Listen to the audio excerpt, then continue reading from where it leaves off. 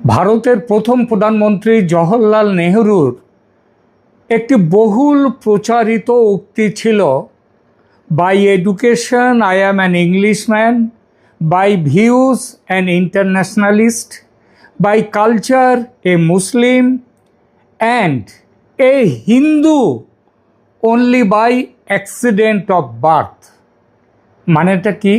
শিক্ষাগত দিক থেকে আমি একজন ইংরেজ, দৃষ্টিভঙ্গির দিক থেকে আন্তর্জাতিকতাবাদী, সংস্কৃতির দিক থেকে আমি একজন মুসলিম এবং কেবল জন্মসূত্রে দুর্ঘটনাবশত আমি একজন হিন্দু। দেখুন, নেহরু সত্যি এমন উক্তি করেছিলেন কি না, কিংবা কোনো জায়গায় এমন কথা আদৌ লিখেছিলেন কি না, এই নিয়ে বহু বছর ধরে ব্যাপক চর্চা হয়েছে। 2018 সালে বিখ্যাত পত্রিকা ডেকান হেরাল্ড একটি নিবন্ধে উক্তিটি নেহরু করেছিলেন বলে উল্লেখ করে। এই নিয়ে খুব আলোড়ন হয়েছিল তখন। নেহরু গবেষকদের মতে উক্তিটি নেহরুর নয়, এটি করেছিলেন হিন্দু মহাসভার তৎকালীন নেতা ডক্টর নারায়ণ ভাস্কর খারে। 1959 সালে প্রকাশিত এ স্টাডি অফ নেহরু এই নামে একটি সংকলন গ্রন্থে দ্য অ্যাংরি অ্যারিস্টোক্র্যাট এই শিরোনামে একটি প্রবন্ধ তিনি লিখেছিলেন। সেখানেই তিনি প্রথম এই কথাটি উল্লেখ করেন জওহরলাল নেহরুর জবানিতে।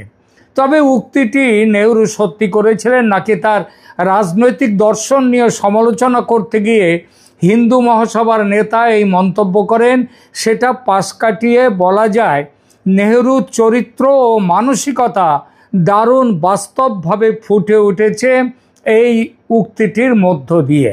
শুধু গান্ধী বা নেহরু নন, কংগ্রেসের রাজনৈতিক দর্শন ছিল শিক্ষায় ইংরেজ, দৃষ্টিভঙ্গিতে আন্তর্জাতিক, সংস্কৃতিতে মুসলিম এবং দুর্ঘটনার ফলে হিন্দু হিসেবে জন্ম নেয়া। অর্থাৎ হিন্দু হিসেবে জন্ম নেয়াটা পাপ, দুর্ঘটনা। এর ফল কি হয়েছিল স্বাধীন ভারতে? ধর্মের কারণে দেশভাগ হয়ে ভারত আর পাকিস্তান রাষ্ট্রের জন্ম হলেও পাকিস্তান হয়ে গেল প্রায় অদৃশ্য বা হিন্দু শূন্য হয়ে গেল, আর ভারতের মুসলমানরা আরও দৃশ্যমান হতে শুরু করলো, সংখ্যায় ডবল হয়ে গেল তারা। স্বাধীনতার 4 বছর পর 1951 সালে পূর্ব পাকিস্তানে হিন্দু ছিল প্রায় 30%। আজ সেখানে হিন্দু নেমে এসেছে 8%। কারণ সংখ্যাগরিষ্ঠ মুসলিমদের অতিরিক্ত ভালোবাসা সহ্য করতে না পেরে তারা দেশ ছেড়ে, সব কিছু ছেড়ে পালিয়ে আসতে বাধ্য হয়েছে উদ্বাস্তু হয়ে ভারতে। আর পশ্চিমবঙ্গে উল্টো ছবিটা দেখুন। 1951 সালের 18% মুসলিম, 2011 সালের সেন্সাসে হয়েছে 30%। 2021 সেন্সাস রেজাল্ট এখনো বেরোয়নি, তবে আন্দাজ মোটামুটি 34% হয়ে গেছে তারা পশ্চিমবঙ্গে। আর 2026 যদি ধরা হয়, সংখ্যাটা পৌঁছে যাবে 35 থেকে 36%। তার বেশি হলেও কেউ অবাক হবেন না। বাংলাদেশের সোশ্যাল মিডিয়া ফলো করলে দেখবেন ভারতে মুসলমানদের ওপর কী ভয়ঙ্কর অত্যাচার চলছে। এমনকি শুভেন্দু অধিকারীর বিজেপি সরকার আসার পরে কত মুসলিম নিহত হয়েছে এবং কত মসজিদ ভাঙা হয়েছে তারও হিসেব পাবেন বাংলাদেশে। ঠিকই, ভারতে মুসলমানদের ওপর এত অত্যাচার যে তাদের সংখ্যা কমছে না, লাফিয়ে বাড়ছে। আর পাকিস্তানে, বাংলাদেশে হিন্দুদের সংখ্যা শূন্যে চলে আসছে, কারণ হিন্দুদের ওপর কোনো অত্যাচার নেই সেখানে। মুসলমানদের ভালোবাসায় তারা সব ছেড়ে ছুড়ে পালাচ্ছে, তাই না? যে প্রসঙ্গে নিয়ে এলাম এই কথা, সেখানে যাই। 1952 সালে ভোট শুরু হওয়ার সময় থেকেই ইসলামী সংস্কৃতির বড় প্রেমিক কংগ্রেস টার্গেট করে রেখেছে মুসলিম ভোট। হিন্দু ভোট তো এমনিই আসবে, তার জন্য চিন্তা কি? ধরে রাখো মুসলিম ভোট, কারণ মুসলিম লীগ আবার কাটতে পারে মুসলমানদের ভোট। সুতরাং সেই ভোটটা ধরে রাখো, মানে মুসলিম ভোট ব্যাংক তৈরি করো, সেইটা 1952 সাল থেকেই শুরু হয়ে গেছে। সারা ভারতেই এই মুসলিম ভোট ব্যাংক ধরার খেলা ছিল, তবে খেলাটা ভীষণ বেশি ছিল পশ্চিমবঙ্গে, কারণ মুসলিমদের সংখ্যা এই রাজ্যে যথেষ্ট ছিল। এমনকি 1947-এর দেশভাগের পর বেশ কিছু মুসলিম এদেশ ছেড়ে পাকিস্তানে, মানে পূর্ব পাকিস্তান বা পশ্চিম পাকিস্তানে চলে যাওয়ার পরেও তারা আবার ফিরে এসেছিল। এর যথেষ্ট প্রমাণ আছে, ইতিহাস ঘাঁটলে পেয়ে যাবে। কিন্তু হিন্দুরা একবার ওদেশ ছেড়ে চলে আসার পর আবার ফিরে গেছে, এমন কোনো প্রমাণ পাবেন না। পশ্চিমবঙ্গে মুসলিমদের ভোট একচেটিয়া পেয়েছে কংগ্রেস 1977 সাল পর্যন্ত। তারপর এই ভোট গেল কমিউনিস্টদের, বিশেষ করে সিপিএমের দিকে। কংগ্রেসকে বাদ দিয়ে মুসলিম ভোটের বেশিরভাগ পৃথিবী থাকলো সিপিএম। সেই অবস্থা চলল 2011 পর্যন্ত। তারপর 8-9 পঞ্চায়েত ভোটও কিন্তু মুসলমানরা সেভাবে আসেনি। মনে রাখবেন 2006-এও কিন্তু সিপিএম এই রাজ্যে 235টি আসন পেয়েছিল, তাদের ইতিহাসের সবথেকে বেশি আসন। তারপর মুসলিম ভোট শিফট হয়ে গেল 2011-য় তৃণমূল কংগ্রেসের দিকে। কেন? সৌজন্যে রিজওয়ানুর রহমানের সন্দিগ্ধ অবস্থায় হত্যাকাণ্ড বা মৃত্যু, এবং মুসলিম প্রধান নন্দীগ্রামে বাম সরকারের জমি অধিগ্রহণ। দেখুন, সিঙ্গুরে কিছু করতে পারেনি কিন্তু মমতা বন্দ্যোপাধ্যায়।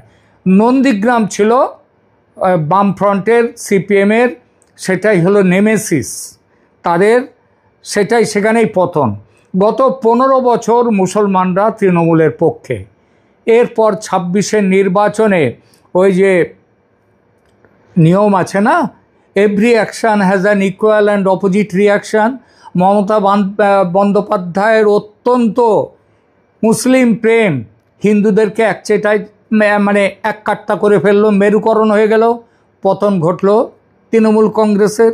এবার 26-এর নির্বাচনে জিতল বিজেপি মুসলিম ভোট চায় না, কারণ মুসলমানরা বিজেপিকে সমর্থনই দেবে না। এই সুযোগে মুসলিম ভোটকে নিজেদের দিকে টেনে আনার চেষ্টায় একেবারে উঠে পড়ে লাগলো কে?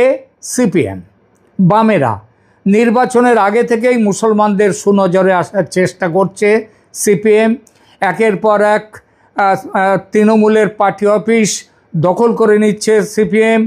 তবুও দেখা যাচ্ছে তৃণমূলের পুলিশ কিছু বলছে না, তৃণমূল নেতাদের মুখে কোনো কথা নেই। মানে একটা সেটিং হয়ে গিয়েছিল যে তোমরা কিছু হিন্দু ভোট ভাগ করো সিপিএম কমিউনিস্টরা, আর আমি মুসলমান ভোট তো আমার কাছে রয়েছে। এবং দেখা গেল মুসলমান ভোট কিন্তু সেভাবে ভাগ হয়নি। মুসলিম ভোট কিন্তু মমতার দলে 2026-এও আছে, কিন্তু হিন্দু ভোট চলে এসছে ব্যাপকভাবে, বিজেপির দিকে চলে এসছে, সেই জন্যে হেরে গেছেন মমতা। সুতরাং সিপিএম ভাবছে এখন এই মুসলিম ভোটকে আবার টেনে নিতে হবে। এর একটা চমৎকার উদাহরণ দেখা গেল গতকাল। রাজ্য সরকার তিলজলায় বেআইনি কারখানা ভাঙতে, যেখানে অগ্নিকাণ্ডে 2 জন আগেই মারা গেছেন এবং একজন গতকাল না আজকেই বোধহয় মারা গেছেন, আর একজন, তো 3 জন মারা গেছেন ইতিমধ্যে, আর একজনও মরণাপন্ন। এবং তারপরে দেখা গেল কি, সেই যে কারখানা, সেই কারখানার কোনো বাড়ি টাড়ি তৈরির কোনো পারমিশন নেই, তার কোনো স্যাংশন কপি নেই, প্ল্যান স্যাংশন নেই, মানে কারখানাটাই পুরো বেআইনি। এই বেআইনি কারখানা ভাঙতে বুলডোজার অ্যাকশান করছিল রাজ্যের বিজেপি সরকার। আবার সেইটা দেখে সিপিএম নেতা বিকাশ ভট্টাচার্য ছুটলেন হাইকোর্টে, স্টে অর্ডার নিলেন হাইকোর্টে গিয়ে। কারণ তিনি ভাবলেন, তারা ভেবেছে এই একটা কিন্তু খুব ভালো সময় পাওয়া গেছে, সুযোগ পাওয়া গেছে মুসলমানদের পাশে দাঁড়াবার। সেবার রিজওয়ানুর মুসলমানদের টেনে নিয়েছিল সিপিএমের পাল্লা থেকে। এবার এই মুসলমানের বেআইনি কারখানা ভাঙা আটকে দিয়ে সিপিএম ভাবছে আমরা মুসলমানদের কাছে যাব, কাছে পাবো। এবং স্টে অর্ডারের কপি নিয়ে সিপিএম নেতা শতরূপ ঘোষ ছুটলেন বাড়ি ভাঙা থামাতে।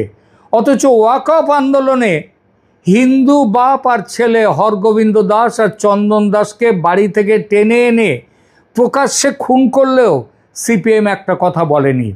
মুসলমানরা রেগে যেতে পারে এই ভয়ে, কিন্তু তিলজলার মুসলিম কারখানার মালিককে বাঁচাতে সিপিএমের কী উৎসাহ!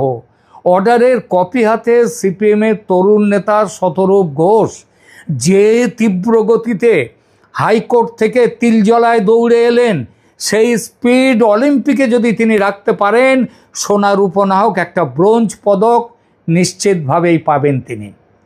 1947 থেকে 77 টানা 3 দশক এই প্রেম ছিল মুসলমানদের কংগ্রেসের সঙ্গে। নেহেরু সিদ্ধার্থ শঙ্কর রায়ের জমানায় কংগ্রেস ভাবত এই ভোট তো তাদের পৈতৃক সম্পত্তি। 77-এ এলো বাম জমানা, ব্যাস কংগ্রেসের প্রেম ভাঙল, আর মুসলিমরা তারা করলো কি, নতুন করে ঘর বাঁধল সিপিএমের সঙ্গে। কমরেডরা দীর্ঘ 34 বছর এই ভোটকে সযত্নে লালন পালন করলেন। কিন্তু 2011 সালে এলো সেই ঐতিহাসিক মহাপ্রলয়। আগেই বলেছি, সৌজন্যে রিজওয়ানুর রহমান, তার সেই রহস্যময় মৃত্যু। আর অন্যদিকে নন্দীগ্রাম, বাম সরকার, নন্দীগ্রামে মুসলিম সংখ্যাগরিষ্ঠতা, মুসলিমদের বিপুলভাবে আছেন তারা, যেটা সিঙ্গুরে ছিল না। ফলে সেখানে গিয়ে মুসলমান ভোটটা পুলিশের জমি অধিগ্রহণে যেই বুলেট দাগলো পুলিশ, ব্যাস কমরেডদের ভালোবাসার দেওয়ালে ফাটল ধরে গেল। আর সেই ফাটল দিয়ে হিজাব মাথায় মাননীয়া এসে হাজির হলেন মুসলিমদের বৈঠকখানায়।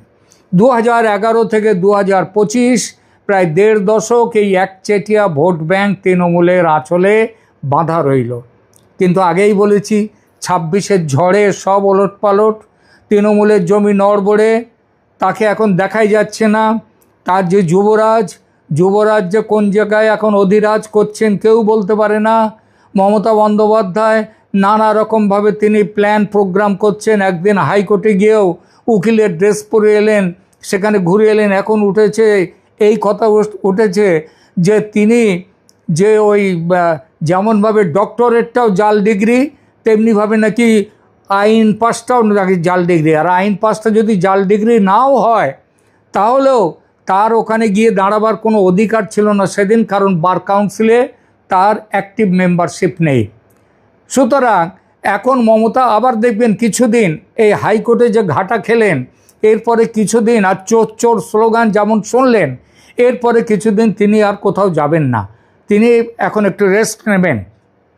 এই ফাঁকা মাঠে গোল দিতে মুসলমানদের সবচেয়ে বড় হিতৈষী সেজে আবার মাঠে নেমে পড়েছেন আমাদের পরম শ্রদ্ধেয় কমরেডরা।